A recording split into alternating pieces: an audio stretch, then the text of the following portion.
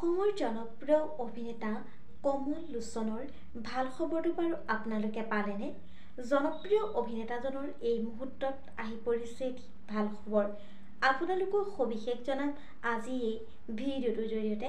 গতিকে ভিডিঅ'টো অকণো স্কিপ নকৰাকৈ শেষলৈকে চাই থাকিব।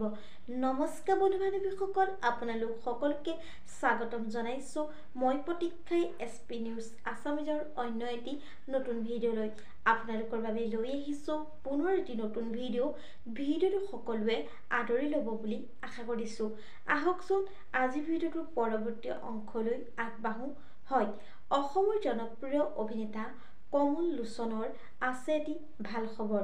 এই ভাল খবৰটো বৰ্তমান সামাজিক মাধ্যমত ভাইৰেল হৈ পৰা দেখা গৈছে।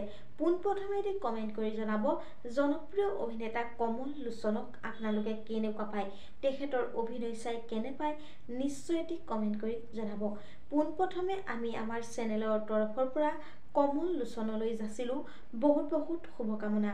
হয়, অসমৰ জনপ্ৰিয় অভিনেতা কমল লোচনৰ ভাল খবৰটো হৈছে যে তেখেতক নলবাৰী ৰাস মহোৎসৱত শ্ৰেষ্ঠ অভিনেতা হিচাপে সন্মান দিছে। বন্ধু বান্ধৱীসকল, আপোনালোকে এই ভাল খবৰটো পাই কেনেকুৱা পালে নিশ্চয় এটি কমেণ্ট কৰি জনাব। আজিলৈ ভিডিঅ'টো আছিল ইমানখিনিয়ে। আশা কৰিলোঁ আপোনালোকে ভিডিঅ'টো চাই ভাল পালে। তেনে ভিডিঅ'টোত এটা লাইক কৰিব, কমেণ্ট কৰিব, শ্বেয়াৰ কৰিব, লগতে চেনেলটো ছাবস্ক্ৰাইব কৰি কাষতে থকা বেল আইকনটো প্ৰেছ কৰি অল কৰি দিবলৈ নাপাহৰিব। ধন্যবাদ।